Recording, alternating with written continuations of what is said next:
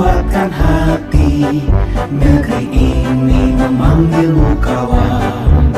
Belajar bergerak berbagi untuk negeri. Guru penggerak majukan pendidikan. Guru penggerak menghamba para murid. Kreatif rancang pembelajaran. Hargai potensi, tingkatkan prestasi. Lahirkan profil pelajar Pancasila. Belajar bergerak berbagi untuk negeri. Kita menjalin kolaborasi. Belajar bergerak berbagi untuk negeri. Demi bakti pada Ibu Pertiwi.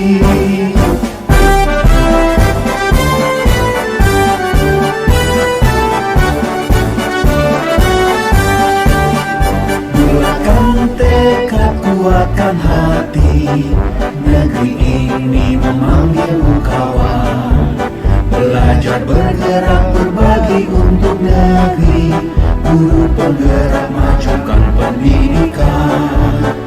Guru penggerak menghamba pada murid. Kreatif rancang pembelajaran. Hargai potensi, tingkatkan prestasi. Lahirkan profil pelajar Pancasila.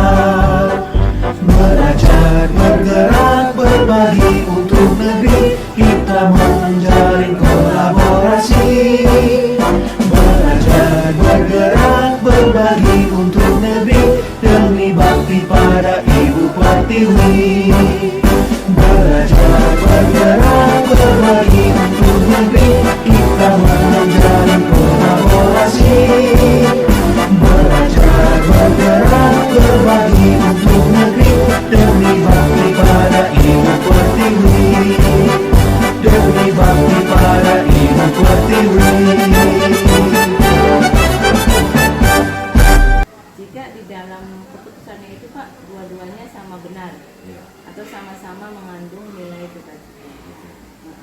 Dalam mengambil keputusan dalam masalah yang kelihatannya sama-sama benar, itu kita melihat dari kasus tersebut dengan cara membuat skala prioritas kebijakannya. Apakah prioritas ini merujuk pada hasil akhir atau tidak? Nah itu misalnya begini Bu. Di dalam mengambil keputusan yang dua-duanya kelihatannya benar, sama, kita juga harus mengumpulkan data-data terlebih dahulu. Biasanya data-data itu sumbernya dari wali kelas, dari guru BK, guru mengajar, dan informasinya nanti disampaikan kepada orang tua.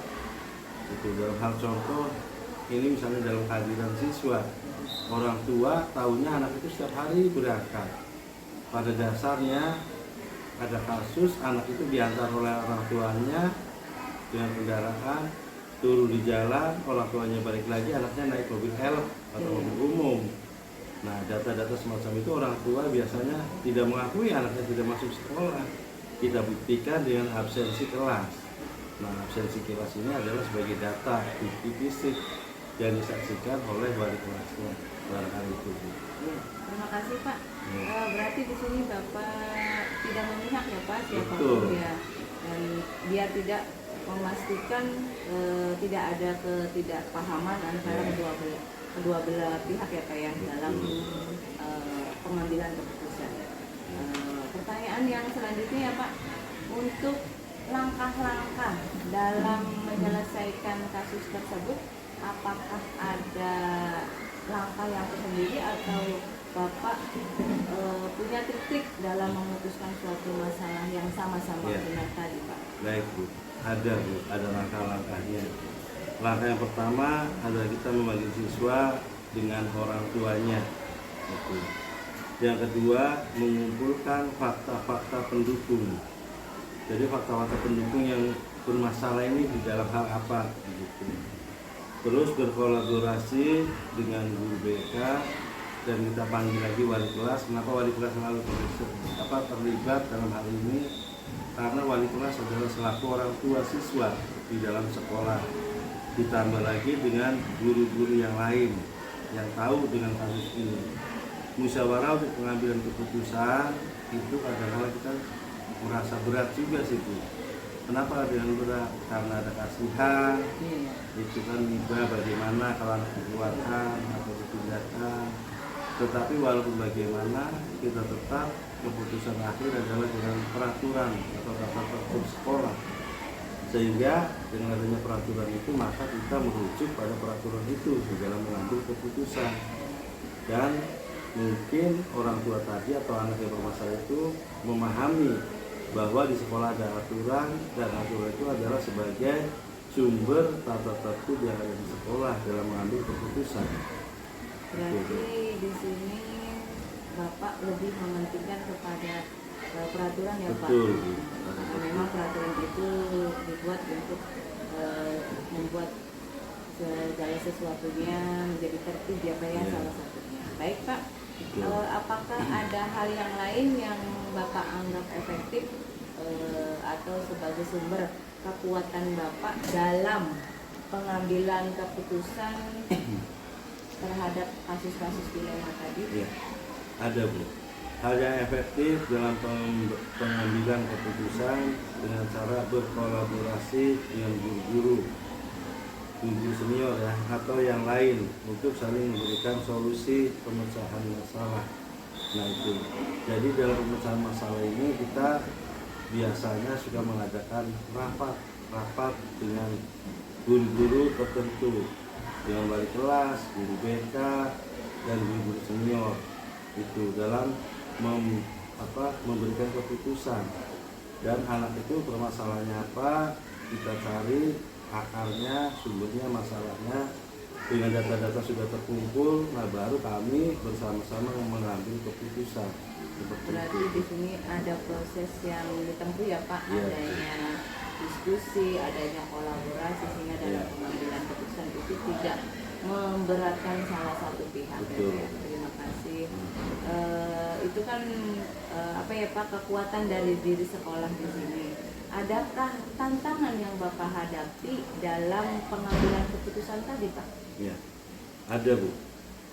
Tantangan adanya dilema etika di mana kita diposisikan pada rasa kasihan versus dengan peraturan yang ada. Nah ini, terus adanya uji legalitas. Yang selanjutnya masalah adanya guru yang kurang peka terhadap suatu kasus yang terjadi. Nah, untuk menangani hal ini, misalnya ada dilema etika di mana kita diposisikan pada rasa kasihan versus dengan peraturan yang ada. Nah tadi dengan rasa kasihan sebenarnya Iya. berat Bu, kalau Iya. misalnya memindahkan anak dengan latar belakang daftar hadiran yang sudah sekian hari tidak masuk.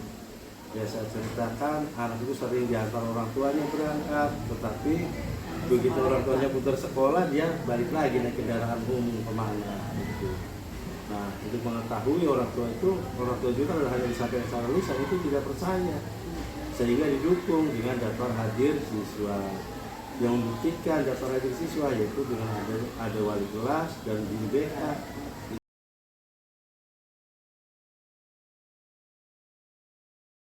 Assalamualaikum Pak Haji Sam. Waalaikumsalam. Selamat sore. Selamat sore Pak. Selamat sore. Sehat toh Pak? Alhamdulillah sehat. Terima kasih. Punten sebelumnya Pak, saya Nani Kirimanik. Hari ini saya ingin mewawancara Bapak karena memang saya sedang mengikuti kegiatan pelatihan guru penggerak Pak, dan saya ini diwajibkan untuk mewawancarai beberapa kepala sekolah, di antaranya salah satunya Pak Haji Sam. Dalam wawancara ini kami diharuskan ya mewawancarai kepala sekolah, di mana bagaimana Bapak sebagai kepala sekolah ini mengambil keputusan berdasarkan atas nilai-nilai kebajikan yang ada ya Pak ya. Nah, ada beberapa pertanyaan yang nanti saya tanyakan sama Pak Haji Sam. Oke. Pertanyaan yang pertama, punten ya Pak, bagaimana selama Pak Haji Sam menjadi kepala sekolah ini mengidentifikasi kasus-kasus yang ada di sekolah Bapak yang merupakan dilema etika atau bujukan moral Bapak? Ya, baik. Eh, Ketika ada dilema di sekolah Iya, ya, iya, kami betul. berusaha mengidentifikasi dengan cara memanggil beberapa personil sekolah, tentunya dengan memberi kesempatan gitu ya Iya. untuk menjelaskan atau menceritakan kenapa itu suatu bisa terjadi tentunya gitu ya, karena terkadang ya itu dilema gitu ya, apalagi sama-sama mengandung kebajikan, tentunya dipilih gitu ya mana yang kira-kira manfaat lebih banyak. Berarti di sini Bapak mengidentifikasinya berdasarkan prioritas kemanfaatannya Iya, gitu betul. Pak. Oke. Nah, yang kedua Pak, untuk dalam mencari apa yang tadi Bapak bilang skala prioritas itu, apa yang Bapak lakukan untuk apa ya, membuat keputusannya Pak, dalam pengambilan keputusannya? Apakah di sini Bapak mencari data-datanya atau melibatkan warga sekolah? Iya, betul ya. Jadi ketika kita berbicara skala prioritas, tentunya harus berdasarkan data gitu ya. Iya. Karena kalau kita data namanya ngarang-ngarang, Iya, apalagi betul, ngomong iya. gitu ya, bahaya nantinya. Jadi ketika datanya sudah ada, nah di situ sebagai dasar kebijakan komunikasi lebih lanjutnya, tentunya juga dari personil juga diminta juga secara informasi langsung untuk mengcross-check gitu ya antara data yang ada dengan pendapat langsung dari warga sekolah. Iya. Pertanyaan yang kedua Pak, ini bagaimana caranya Pak Haji Sam dalam mengambil keputusan di mana keputusannya itu sama-sama benar dan sama-sama mengandung nilai-nilai kebajikan? Ya, pengalaman kami selama ini dalam mengambil keputusan itu tentunya menyesuaikan dengan tadi itu kondisi sekolah gitu ya, kondisi sekolah juga situasi dari personil terutama yang tadi itu yang menghadapi dilema permasalahan, karena dalam kenyataan itu ya maklum gitu ya, namanya personil itu kadang latar belakang berbeda-beda, juga mempunyai latar pendidikan dan pengalaman berbeda. Nah di situ memerlukan suatu pimpinan yang harus bijak gitu ya dalam menentukan ketika harus ada yang diutamakan dulu. Oke Pak, pertanyaan yang selanjutnya ya Pak, bagaimana langkah-langkah penyelesaiannya yang Bapak lakukan? Apakah Bapak punya cara tersendiri atau prosedur sendiri dalam memutuskan suatu masalah yang tadi yang sama-sama benar, yang tadi yang Bapak sampaikan? Apakah Bapak punya langkah atau prosedur sendiri? Ya, yang pernah kami dalam sekolah kami itu tentunya ada langkah-langkahnya seperti Iya. atur gitu ya. Langkah pertama itu ya tadi itu kita Pengambilan. data dulu ya, datanya dulu kan. Data itu kan bisa berbagai sumber ya, bisa dari komite sekolah, bisa dari rekam sejawat ya. Setelah itu yang sekolahnya dipanggil gitu ya, dipanggil untuk mencocokkan atau mengcross-checkkan antara informasi yang diterima dengan penjelasan yang bersangkutan. Terkadang pengalaman itu kadang data yang kita terima ketika menerima langsung penjelasan dari bersangkutan karena itu ada perbedaan. Nah disitulah diperlukan satu bijak dan suatu pimpinan ya untuk mengambil keputusan terbaik. Jadi dalam menentukan ini berarti langkahnya itu ada kolaborasi ya antara pengumpulan data-data dengan Betul. berbagai Iya. pihak yang ada di sekolah. Kolaborasi dengan berbagai sumber gitu ya. Iya Pak. Pertanyaan yang kedua Pak, bagaimana, apakah dalam Bapak pengambilan keputusan itu ini efektif atau adanya kekuatan atau sumber yang menjadi kekuatan Bapak dalam pengambilan keputusan itu? Ya, yang perekam dari Solo itu tentunya cukup efektif ya. Efektifnya itu kan dilihat dari perubahan yang terjadi gitu ya, dan juga tidak lepas juga dari dukungan dari rekan-rekan sekolah gitu ya, yang memiliki juga kepedulian, komitmen tinggi ketika ada masalah atau dilema untuk bersama-sama gitu ya mencarikan solusi yang terbaik. Karena walau bagaimanapun dalam satu komunitas itu banyak komponen yang terlibat dan itu semua harus dimintai pendapatnya atau masukannya ketika ketika ada hal-hal yang perlu dicarikan solusi dari permasalahan yang dihadapi. Berarti di sini kekuatannya Bapak dari kebersamaan Iya, betul. dari pihak ini ya, dari Iya, kekeluargaannya, iya. Nah, berarti kalau ada kekuatan berarti ada tantangan juga ya Pak di dalamnya. Betul. Ya. Kira-kira tantangan apa yang Bapak hadapi dalam pengambilan keputusan tadi? Jadi tantangan yang pernah kami dapatkan itu ya, terkadang tadi itu ya namanya personil Iya. terkadang mempunyai sendiri pandangan berbeda-beda. Nah, disitulah perlunya meyakinkan. Disitulah fungsi pimpinan untuk meyakinkan bahwa apa yang disampaikan beliau itu ternyata ada kekeliruan atau ada hal yang perlu diperbaiki, tapi itu tidak mudah ya. Iya, betul. Memerlukan bahasa yang persuasif, Iya. memerlukan pendekatan yang lebih kekeluargaan, sehingga lama-lama Bisa itu dipahami. dia bisa menerima, dan harapan itu dia bisa berubah ya, tentunya sesuai dengan harapan sekolah. Berarti di sini apakah Bapak dalam mengambil ya istilah yang tadi untuk mengatasi tantangan itu diperlukan apa ya, trik-trik khusus ya Pak ya? Iya, betul. Untuk mengatasinya. Apakah ada jadwal Pak dalam Bapak pengambilan sebuah keputusan? Kalau jadwal dari kami itu kalau tertulis mah ada sebagai pada umumnya, karena kami di sekolah itu ada kesepakatan gitu ya, Iya. yang kami telah buat antara guru atau yang lain. Jadi ketika ada permasalahan kita buat kesepakatan, tapi walaupun demikian terkadang ada juga di luar jadwal. Tadi itu ya tergantung situasi dan kondisi. Ketika itu sangat krusial atau darurat, kadang seketika juga itu akan diadakan tindakan yang sifatnya preventif atau sifatnya solusi ya. Karena di lapangan itu kadang di luar dugaan ada masalah yang perlu dicarikan solusinya, dan itu harus cepat dan tepat gitu. Berarti kondisional ya Pak, Ya, berdasarkan permasalahan yang terjadi atau kasus yang dihadapi. Iya. Baik Pak, untuk selanjutnya apakah ada faktor atau dukungan yang mempermudah Bapak dalam pengambilan keputusan berbasis nilai-nilai kebajikan ini? Apakah ada faktor atau dukungan? Ya, suatu jadi itu pasti faktor itu ada, dukungannya ada. Nah, kami alhamdulillah di sekolah kami itu ada guru senior yang beliau sudah cukup pengalaman, dia sudah beberapa kali pindah sekolah. Nah, terkadang di situ kami juga sering berdiskusi, wawancara, meminta masukannya ketika ada hal-hal yang perlu dicarikan solusinya ya, dan itu penting gitu ya. Walaupun kita sebagai pimpinan tetap pendapat dari rekan kerja itu harus diminta juga kan, sebagai cara pandang yang lain gitu ya. Berarti sebagai ini ya Pak, sharing ya? Ya. Kita menimba pengalaman dari yang lebih berpengalaman. Betul. Gitu. Oh begitu. Ini Pak, untuk pertanyaan yang terakhir sekaligus kesimpulan. Jadi selama Bapak menjadi kepala sekolah, pelajaran apa yang Bapak bisa ambil atau Bapak petik dari pengalaman Bapak dalam melaksanakan pengambilan keputusan berbasis nilai-nilai kebajikan tadi Pak?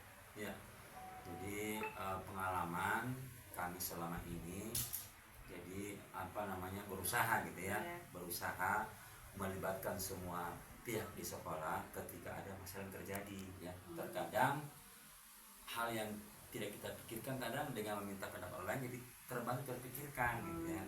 Tadi itu ya berdasarkan memintai masukan dan juga menghargai ya pendapat dari rekan yang lain. Kalaupun menurut kita itu sifatnya mendukungan, tapi kadang juga penyampainya beda-beda gitu ya. Nah, itu juga perlu juga penghargaan. Jadi penghargaan, penghormatan itu sangat diperlukan sekali gitu ya untuk mencapai suatu tujuan di suatu sekolah. Berarti di sini kuncinya memahami dan saling berkolaborasi ya, Pak, dengan semua pihak yang ada.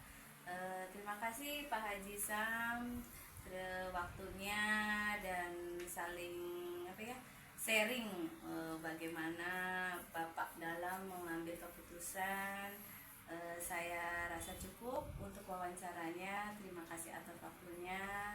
Doakan kami juga Pak supaya lancar dan sukses dalam CGP nanti. Terima kasih, sehat-sehat selalu ya Pak. Assalamualaikum warahmatullahi wabarakatuh. Waalaikumsalam warahmatullahi wabarakatuh.